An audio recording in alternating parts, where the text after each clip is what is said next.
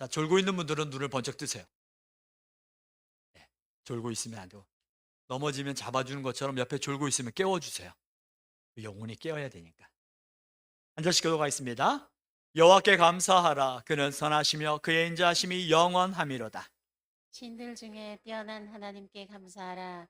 그 인자하심이 영원함이로다. 주들 중에 뛰어난 주께 감사하라. 그 인자하심이 영원함이로다. 홀로 큰 기이한 일들을 행하시는 이에게 감사하라. 그 인자하심이 영원함이로다. 지혜로 하늘을 지으신 이에게 감사하라. 그 인자하심이 영원함이로다. 땅을 물 위에 펴신 이에게 감사하라.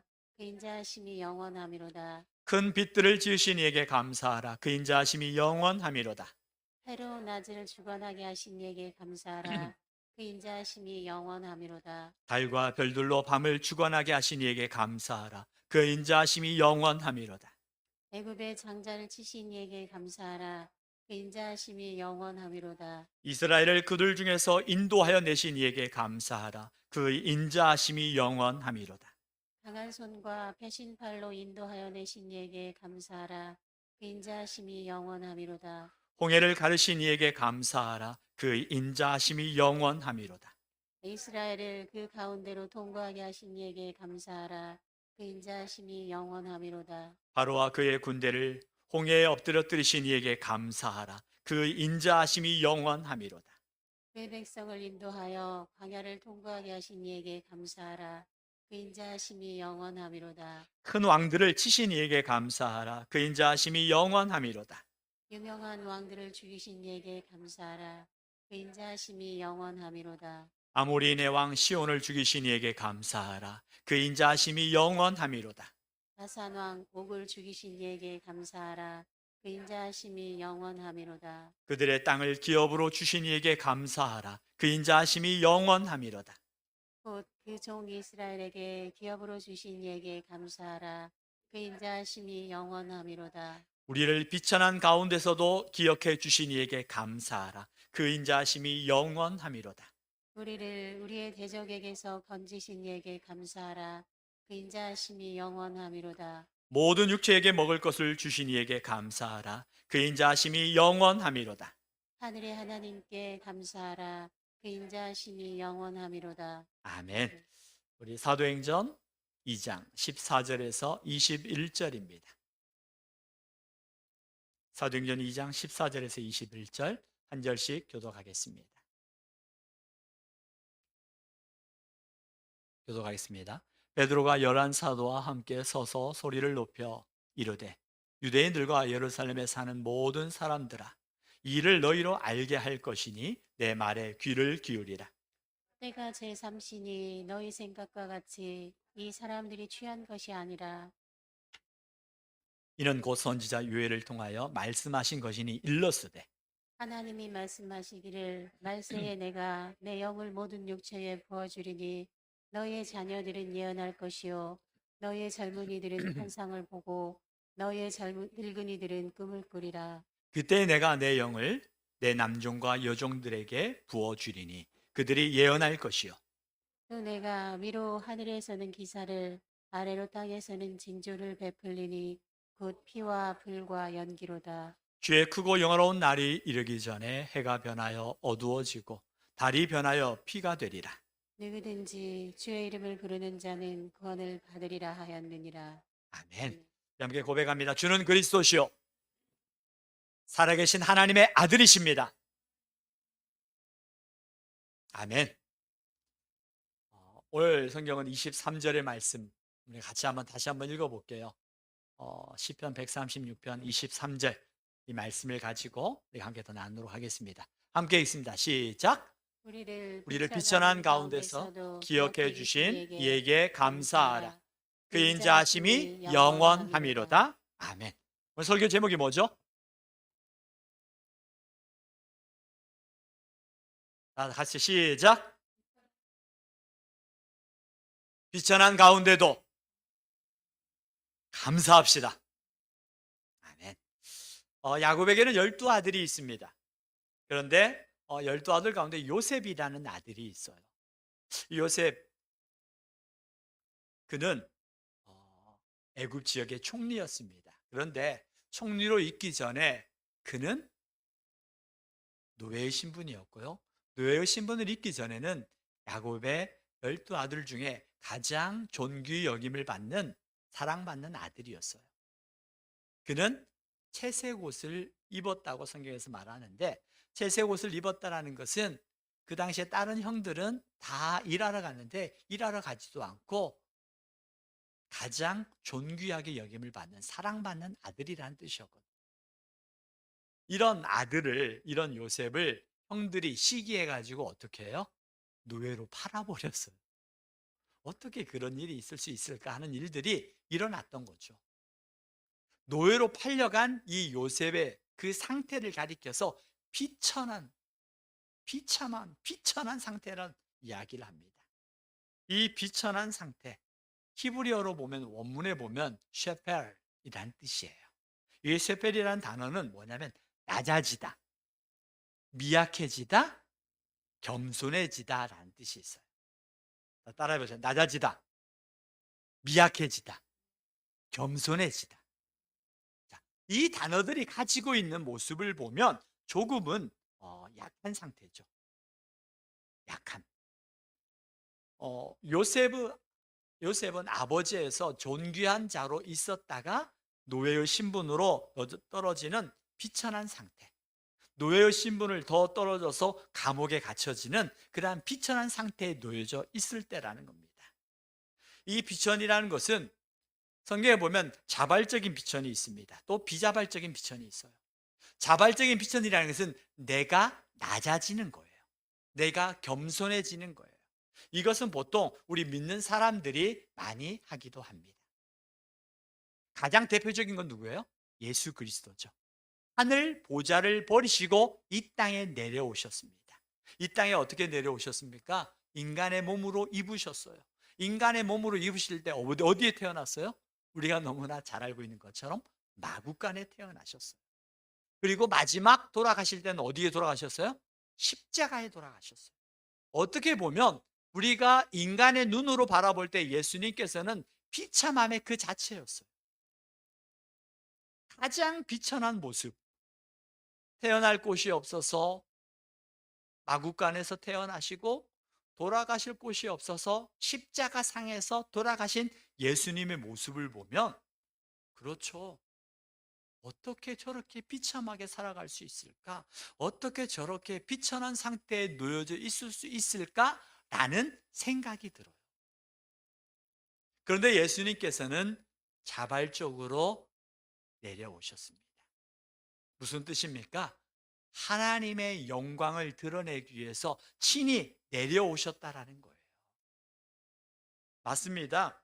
우리 그리스도인들에게 있어서는 이 자발적인 비천, 즉 자발적으로 내려오면 내려올수록 하나님께서 훗날에 높이시는 하나님의 영광을 경험하게 돼요.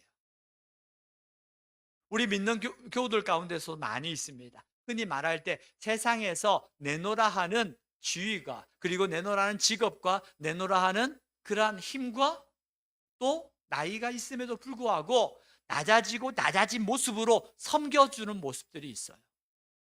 그분들의 이유가 무엇입니까? 예수 그리스도께서 낮아지신 것처럼 우리도 그분처럼 닮아가는 거죠. 실제로 제가 부목사로 있을 때요, 그분들의 집은 정말 흔히 말할 때 정말 큰 집이에요. 집에서 일하시는 분들이 두 분이 계세요. 흔히 보면 그분은 집에서 물에 손에 물 하나 되지 않을 것 같은 분이었는데, 교회에서 청소할 때가 되어지면, 구역에서 청소할 때가 되어지면, 구역에서 식사를 담당하거나 또 설거지를 담당할 때가 되면, 뭐 그 옷이 명품이든 명품이 아니든 상관없어요. 가서 설거지통에 가서 손을 담그고 모든 일들을 먼저 자발적으로 합니다.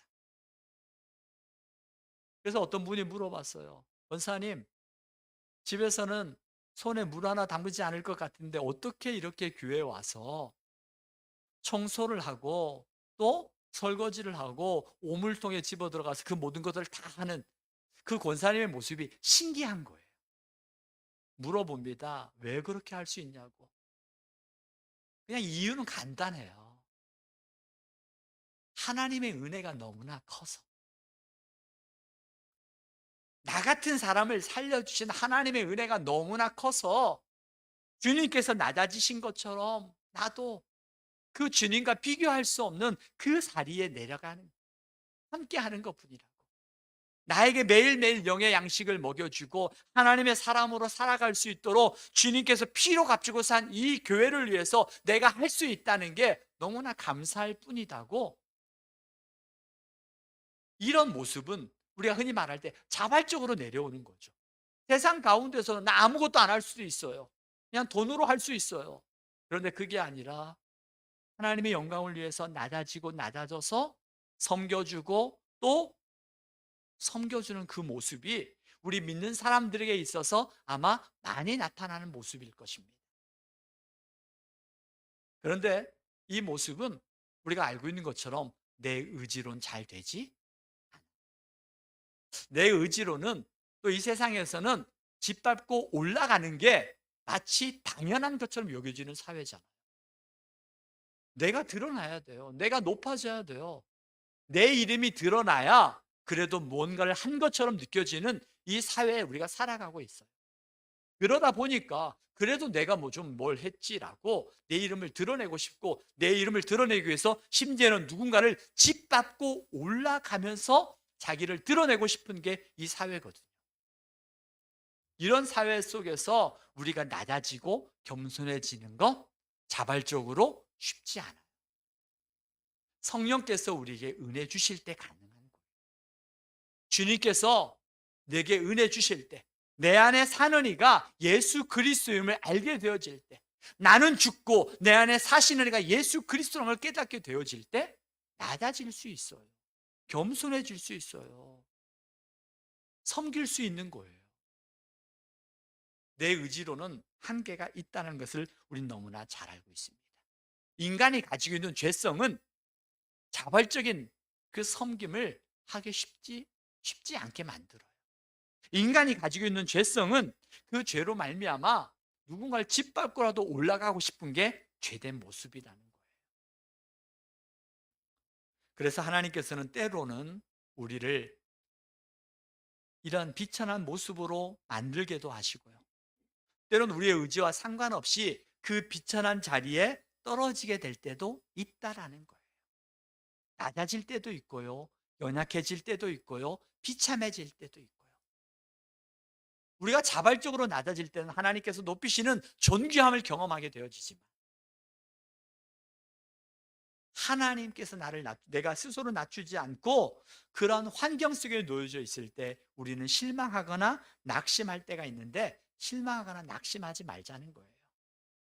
왜냐하면 하나님께서 그 비천한 자리에 놓여져 있을 때도 하나님께서 우리를 기억하고 계시기 때문입니다.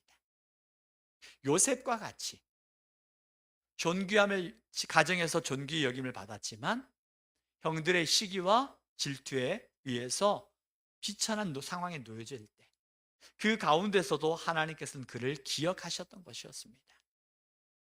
오늘 우리들의 삶 속에 비천한 자리, 그 비천함이라는 것은 무엇입니까?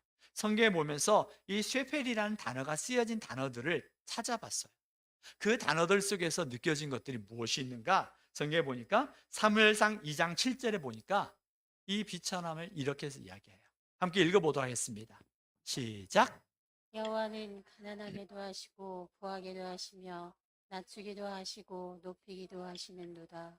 여호와는 가난하게도 하시고 내가 경제적인 어려움 속에 놓여져 있을 때에도 우리가 하나님을 기억할 이유가 바로 여기에 있습니다. 또 시편 18편 27절에 보니까 성경은 이렇게 말씀합니다. 함께 읽습니다. 시작. 주께서 곤고한 백성은 구원하시고 교만한 눈은 낮추시리이다. 하나님께서는 우리가 공고함 속에 놓여 있을 때 하나님께서 우리를 구원해 주신다고 말씀하고 있어요. 욥기에서도 사람들이 너를 낮추거든 너는 교만해노라고 말하고 하나님은 겸손한 자를 구원하신다고 성경은 분명히 우리에게 말씀하고 있습니다. 또한 이사야 2장에 보니까 그날에 자고한 자는 굴복하되 교만한 자는 낮추시고 여호와께서 홀로 높임을 받으신다고 성경은 이사야서에서 말씀하고 있습니다.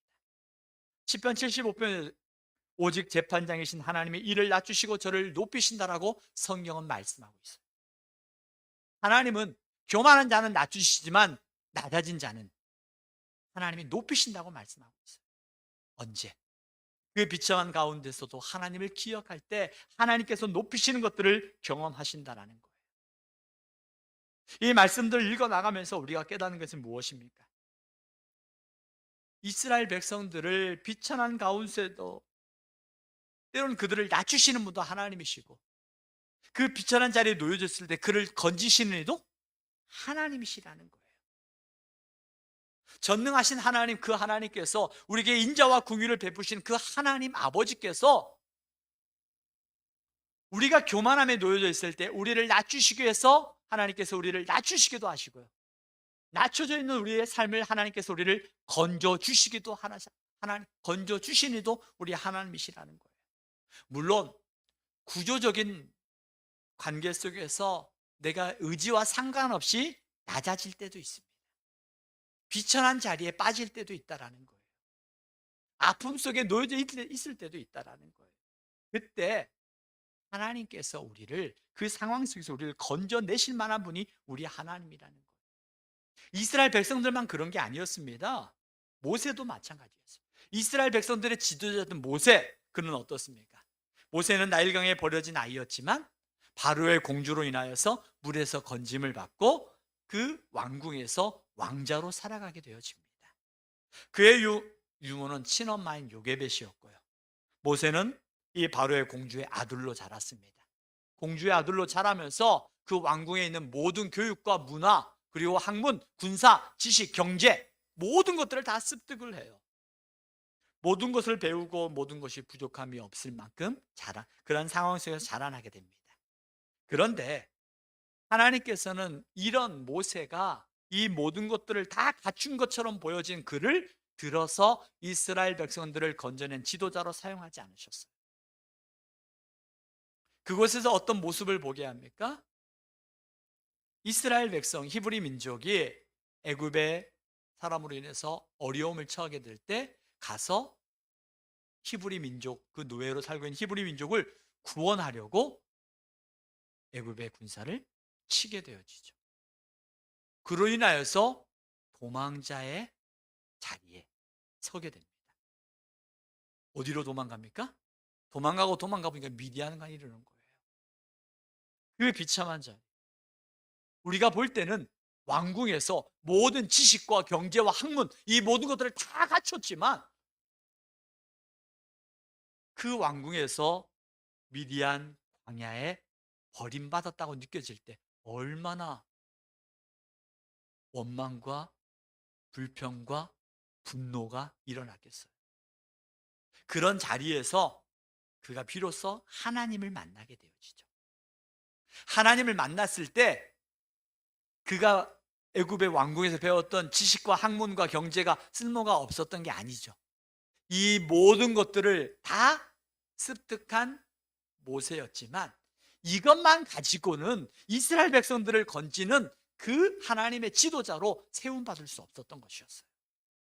그래서 그는 비천한 자리에 놓여져 있던 40년의 광야의 시간들을 보내게 되어지면서 하나님의 사람으로, 하나님을 신뢰하고 하나님만 바라보는 사람으로 하나님께서 그를 빚어가십니다. 바꾸어 가시는 거예요.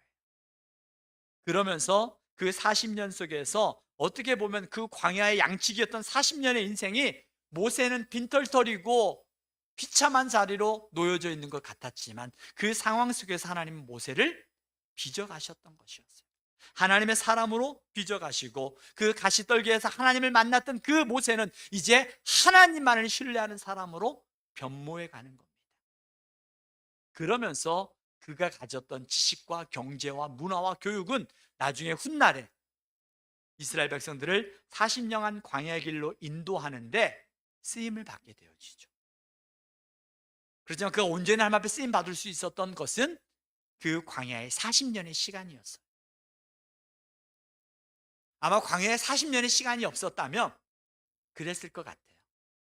광야에서 원망하고 불평하고 자기를 대적했던 사람들을 보면 어땠을까요? 주먹으로 쳤을 것 같아요.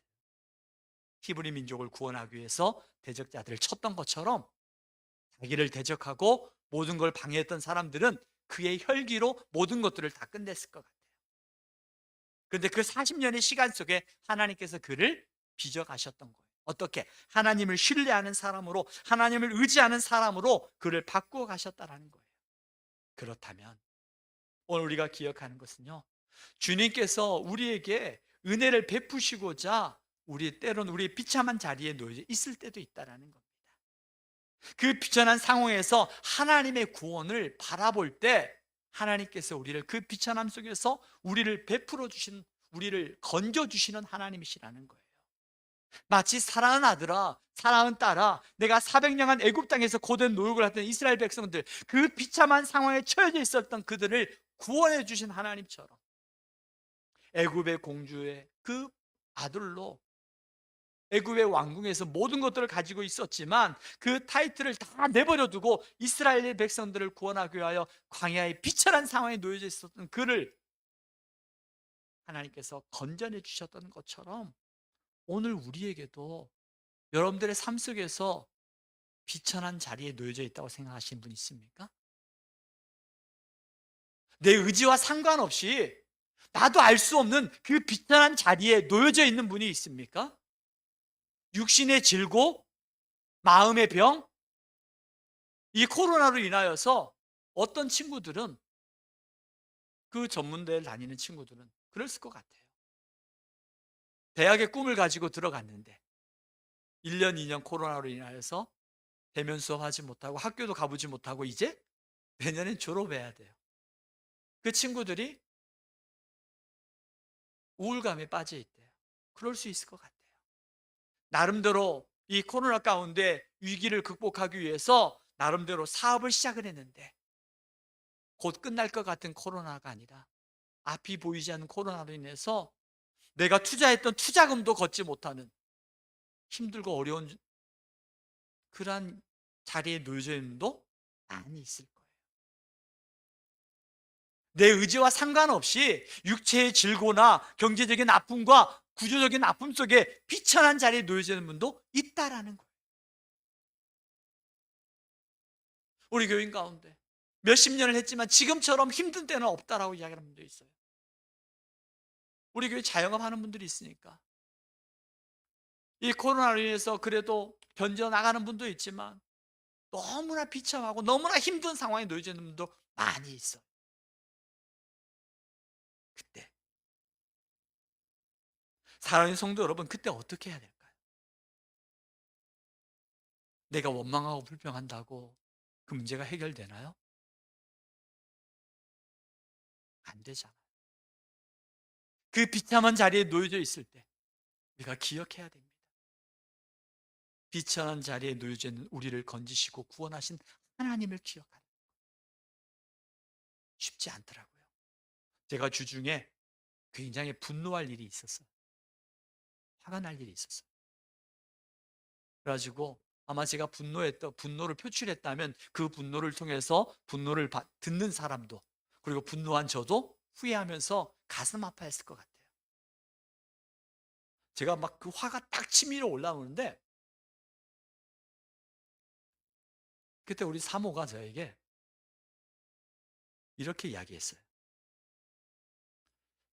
저번 주 우리 목사님이 화날 때 주님 바라보라고 그랬다고.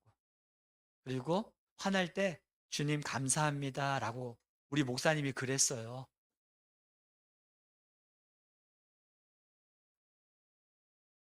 제가 어떻게 해야 돼요? 아마 그 순간에 아이고, 설교할 때는 감사하라고 그러더니 뭐야 지금 뭐 하는 거냐고 아마 저를 비난했더라면 제가 더 큰 화를 냈을 것 같아요. 그런데 지혜롭게 우리 목사님이 그 분노하고 일어날 때 주님 바라보라고 그랬다고. 그리고 그곳에 주님을 모시고 감사합니다라고 고백하라고 그랬어요 라고 할 때 제가 어떻게 해요? 그렇게 해야 되잖아요. 그래서 제가 어떻게 했냐면 정말 너무 화가 났었거든요. 그때 주님을 찾을 수 있어서 감사합니다. 주님을 부를 수 있어서 감사합니다 그랬어요. 그리고 주님, 이 상황 속에서 제 마음을 넓혀주셔서 감사합니다. 제 마음을 넓혀주셔서 감사합니다. 제 마음을 넓혀주셔서 감사합니다라는 이 두 가지 고백을 하는데 정말 신기한 거예요. 봄눈 녹듯이 제 마음의 분노가 사라지는 거예요. 제가 아마 분노하고 화를 냈다면 이 분노의 소리를 들었던 당사자나 분노한 제 자신은 후회했을 거예요. 왜 그때 그랬을까? 그때 좀 더 그 단어를 사용하지 않았더라면 내가 좀 더 좋았을 것을 아마 후회했을 것 같아요. 그런데 정말 그 사모를 통해서 귀한 동역을 해주셨죠. 죄짓지 않도록 분노하지 않고 하나님 앞에 말씀을 이루어갈 수 있도록 깨닫게 해줬어요. 얼마나 감사한지 몰라요. 그러면서 제가 깨달았던 게 두 가지였어요. 아, 이 일들을 이루어갈 수 있는 동역자가 있다는 게 이렇게 귀한 거고, 그리고 내 의지로 할 수 없는 게 있다는 걸 깨닫고 더 하나님 앞에 은혜를 구할 수밖에 없다라는 거예요. 하나님의 은혜를 구하지 않으면 넘어질 수밖에 없는 게 우리 연약함이죠. 여러분, 목사만 그래요? 그렇잖아요. 우리가 하나님의 은혜를 구할 수밖에 없는 거예요. 우리가 이 줌으로 성경을 통독하는 이유도 마찬가지입니다. 이 코로나 가운데 아이들을 성경학교 하는 이유도 마찬가지입니다. 그렇지 않으면 자꾸 우리가 끝없이 나락으로 빠질 수밖에 없거든요. 여러분, 이 코로나로 인해서 할 거 다 해요. 학원도 가고 학교도 가고 직장도 다니고 다 다니는데 교회만 안 나온 그분들은 영적으로 끊임없이 나락으로 빠질 수밖에 없어요. 그때 줌으로는 할 수 있잖아요. 줌으로 말씀, 또 주일 예배는 나라에서 허용됐거든요.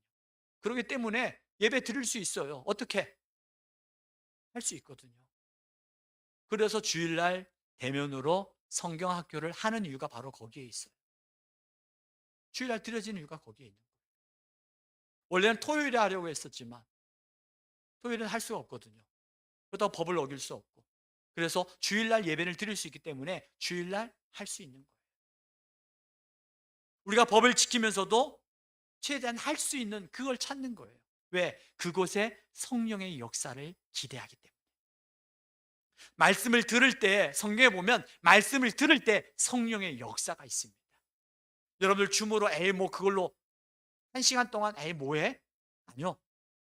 비록 그 시간이 1시간이고 짧은 30분이라도 여러분 일 끝나고 들어와 보십시오. 말씀을 듣는 가운데 성령께서 여러분들의 심령 가운데 깨닫게 하시는 은혜가 있다라는 거예요.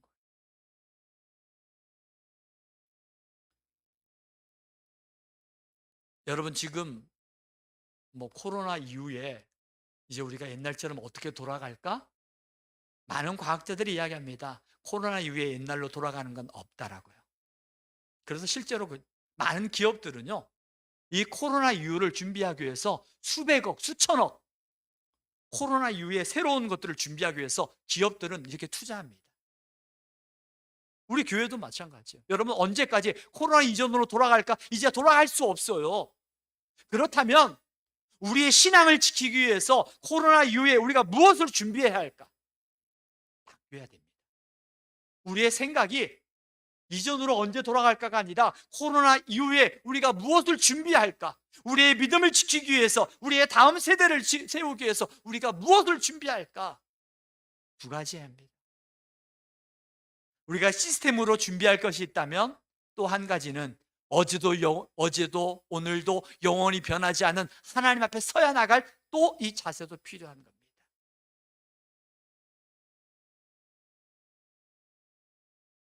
오늘 설교 제목이 비천한 가운데도 감사합시다. 우리 사랑하는 교우들, 육체적인 비천한 가운데 놓여져 있는 분도 있습니다. 경제적인 공고함 속에 놓여져 있는 분도 있습니다. 내일의 진로를 생각하지만 보이지 않는 이 코로나로 인하여서 비참한 가운데 놓여져 있는 분도 있습니다. 이 비천한 자리에 놓여져 있는 분들, 성경은 분명히 우리에게 말씀합니다. 우리를 비천한 가운데서도 기억해 주신 이에게 감사하라. 그 인자하심이 영원함이로다. 이 말씀을 묵상하는 가운데 오늘 읽었던 사도행전 2장의 말씀이 기억이 났어요. 여러분, 사도행전 2장에 보니까 성경은 이렇게 말씀하고 있습니다. 말세에 나타난 증상들에 대해서 이야기를 합니다. 여러분 지금 말세라고 말하는 이때에 여러분들의 말세가 되어지면 나타나는 증상들은 뭐가 있습니까? 뭐가 있어요? 말세에 나타나는 증상들. 성경에 보면 전쟁이 있다고 합니다. 기근이 일어난다고 합니다. 그리고 전염병이 있다고 이야기를 합니다. 성경에 나타난 것들이에요. 그리고 자기만을 사랑하고 이기적으로 변해져가는 시대라고 이야기를 합니다. 실제로 오늘날 보니까 전쟁으로 인해서 그리고 기근으로 인해서 그리고 이상 기후의 현상으로 인해서 우리가 상상할 수 없었던 일들이 일어나요. 여러분 보셨죠? 어느 지역에 50도가 넘어가지고 타이어가 녹아져요. 차의 신호등, 그 길거리에 있는 신호등이 태양열에 의해서 녹아져가요. 어떤 사람이 신발을 신고 아스팔트를 밟았는데 신발이 쫙 갈라져요. 이상 기후로 인해서, 지금도 이상 기온으로 인해서 상상할 수 없는 일들이 일어나고 있대. 우리는 이야기합니다. 말세라. 이런 것들만 이야기하면 여러분 마음에 어떤 마음 들어요? 정말 비참해지고 정말 우울함 들어요. 그런데 성경은요, 말세에 성경에 보니까 19절, 20절 사도행전 2장 19절, 20절에 보니까 말세의 이런 증상들, 우리가 알고 있는 것처럼 이런 증상들이 나타나요. 19절, 20절 함께 읽어보겠습니다. 시작. 또 내가 위로 하늘에서는 기사를, 아래로 땅에서는 징조를 베풀리니 곧 피와 불과 연기로다.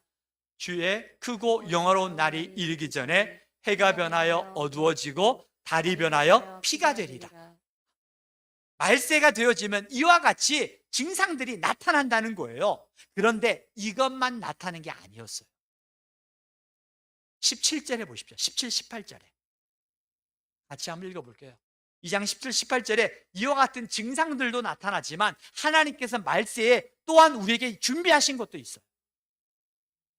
17, 18절 함께 읽습니다. 시작. 하나님이 말씀하시기를 말세에 내가 내 영을 모든 육체에 부어주리니 너희의 자녀들은 예언할 것이요 너희의 젊은이들은 환상을 보고 너희의 늙은이들은 꿈을 꾸리라. 그때 내가 내 영을 내 남종과 여종들에게 부어주리니 그들이 예언할 것이요. 그죠? 이 말세에 우리는 머릿속으로는 이와 같은 증상들만 이야기를 해요. 근데 하나님께서는 이 증상들도 있지만 하나님께서 믿는 자에게 뭘 준비해 주셨어요? 말세에 내가 내 영을 남종과 여종들에게 부어주시겠다고 했어요. 하나님께서 우리에게 이 말세에도 동일하게 우리에게 하나님 이 증상들도 있지만 증상들을 피해 나가고 또는 이겨 나갈 수 있고 견뎌 나갈 수 있는 하나님의 영을 우리에게 부어 주시겠다고 말씀하셨어요. 하나님께서 우리에게 성령을 부어 주셔서 이 말세에 이와 같은 증상들을 이길 수 있고 견딜 수 있고 피할 수 있고 우리에게 부어 주시겠다라는 거예요. 여러분의 인생이 성경에 보니까 정말 비천한, 어떤 사람은 나병이 걸려서, 어떤 사람은 배가 침몰해가는 과정 속에서, 어떤 사람은 가늠하다 잡힌 여인에게는 돌에 맞아 죽을 위기에 처해 있는 상황 속에서 그 비참하고 낮아지고 연약해지고 절망의 자리에 놓여져 있는 이들에게 주님은 찾아가셨습니다.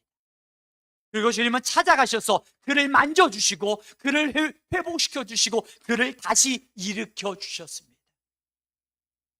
말세라고 말한 이때에 이와 같은 증상들이 있을 때 주님 우리에게 또 약속하여 주셨어요. 말세에 내 영을 부어주시겠다고. 여러분은 그 하나님의 은혜를 사모하십니까? 우리가 말세 비참한 자리에서도 우리가 감사할 수 있는 이유는 하나님께서 우리에게 성령을 부어주시겠다고 약속하셨고, 그 비천한 자리에 우리를 기억하신다고 성경은 우리에게 말씀하셨습니다.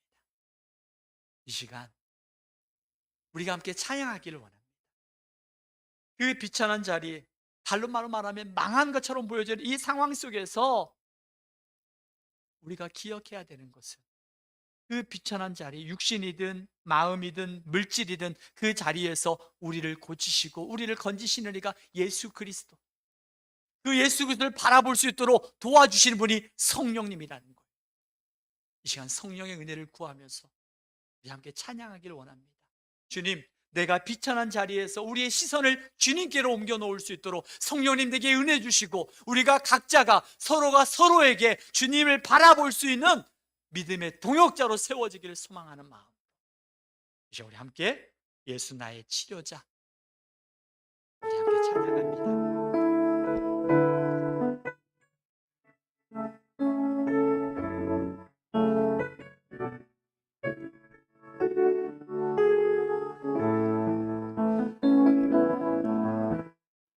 예수 나의 좋은 치료자,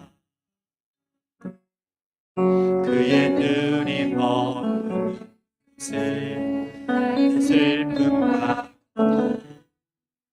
고뇌로 그의 눈을 볼 때에 나는 예수 나의 좋은 치료자, 예수 나의 좋은 치료자이십니다. 예수 나의 좋은 치료자, 그의 손길이 닿는 곳에 나의 상처와 영원히 흐를 눈을 담아주네. 예수 나의 예수 나의 좋은 치료자가 되십니다. 예수 나의 좋은 치료자, 그의 눈이 머무는 곳에 나의 슬픔과 고개를 들어 그의 눈을 볼 때에 나는 예수 나의 좋은 치료자. 그렇습니다. 예수 나의 좋은 치료자, 그의 손길이 닿는 곳에 나의 상처와 영원히 흐를 것 같은 눈물 담아줘. 예수 나의 주, 우리 함께 고백합니다. 주님이 나를 만져주실 때 우리는 찬양할 수 있습니다.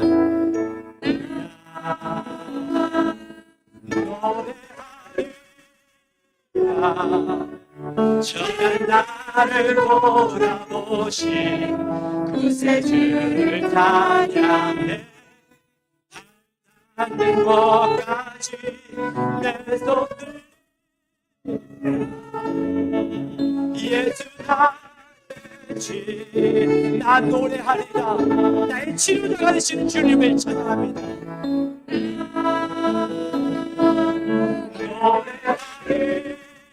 노래하리라. 저는 나를 돌아보신 구세주를 찬양해.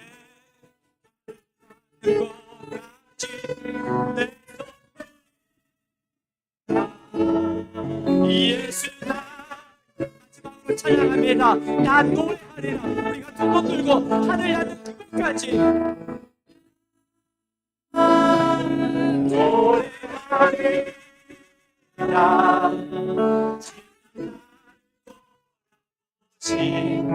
구세주를 찬양해. 것까지 내 손을 예수 나의 치료자. 우리 함께 기도하기를 원합니다. 우리가 찬양을 고백했던 것처럼 우리 주님의 눈이 머무는 곳은 나의 슬픔과 고통입니다. 영원히 마르지 않을 것 같은 그 고통의 눈물의 시간들이었지만 주님께서 우리에게 찾아오셔서 우리를 건져주시고 회복시키시는 이가 우리 주님이십니다. 이 시간 우리의 시선을 고통과 아픔과 눈물에서, 답답함에서 벗어나 우리를 만져주시는 주님, 이 시간 우리가 주여 한번 외치고 우리의 시선을 주님께로 돌리고, 주님 이 시간 찾아오셔서 나를 만져주시옵소서. 우리가 말씀을 기억하고 찬양을 기억하면서 주님, 우리가 크게 주님 부르고 우리가 1분 동안 간절하게 여러분의 기도 소리가 여러분의 귀에 들릴 만큼 믿음을 가지고 주여 한번 외치고 뜨겁게 기도하겠습니다. 주여, 아버지 하나님 감사합니다. 주님, 이제 우리의 시선을 주님께로 돌려놓습니다. 우리가 하나님 아버지여 주님을 위하여 자발적 비천에 빠질 수 있는 믿음을 더하여 주시고, 때로는 하나님 우리가 교만하면서 우리를 하나님 비자발적으로 하나님 아버지 그 비천에 빠질 때가 있습니다. 주님, 그때 우리가 주님을 바라보게 하시고 우리를 건지시는 주님, 우리를 높여주시는 주님, 우리를 보시는 주님, 내가 주님을 바라보기 원합니다. 육체의 아픔이 있습니까? 하나님 아버지 우울이 있습니까? 분노가 있습니까? 염려가 있습니까? 답답함이 있습니까? 이때 주님을 바라보기 원합니다. 나의 주님, 나의 건지시는 주님, 나의 위로자가 되시고 나의 능력이 되시는 주님, 오직 주님만을 의지합니다. 오직 주님만을 신뢰합니다. 주님 도우소서.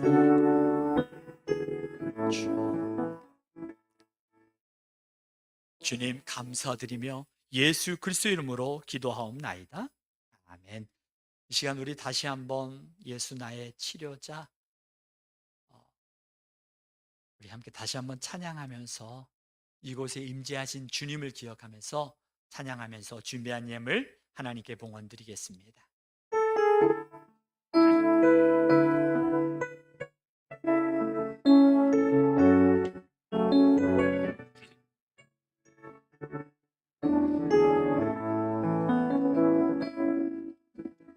예수 나의 종 치료자, 그의 눈이 머무는 곳에 나의 슬픔과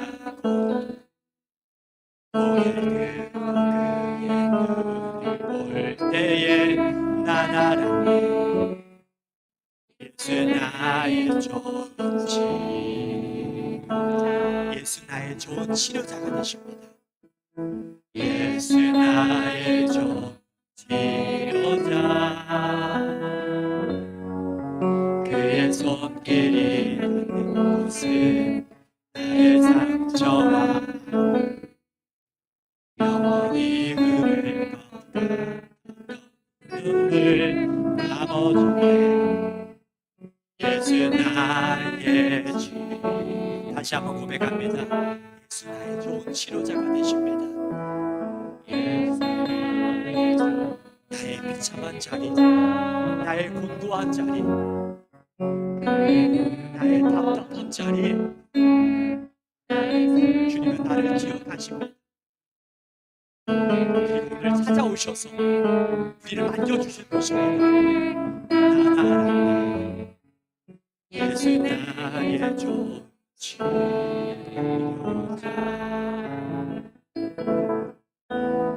예수 나의 좋은 치료자, 그의 손길이 닿는 곳에 나의 상처와 아픔 영원히 흐를 것 같던 눈물 감아줬네. 예수 나의 주님이 치료하실 때 우리는 고백할 수 있습니다. 나 주님을 찬양하니라. 노래하리. 여러분 믿음으로 선포하십시오. 나를 돌아보시 구세주를 찬양해.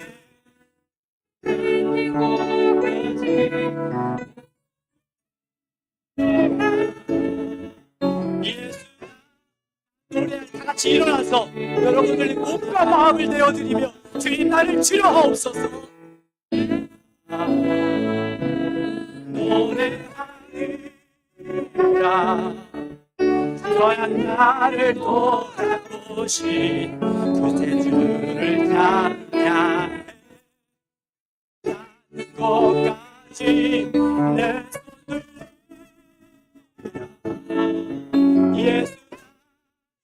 예수 나의 치료자 예수 나의 치료자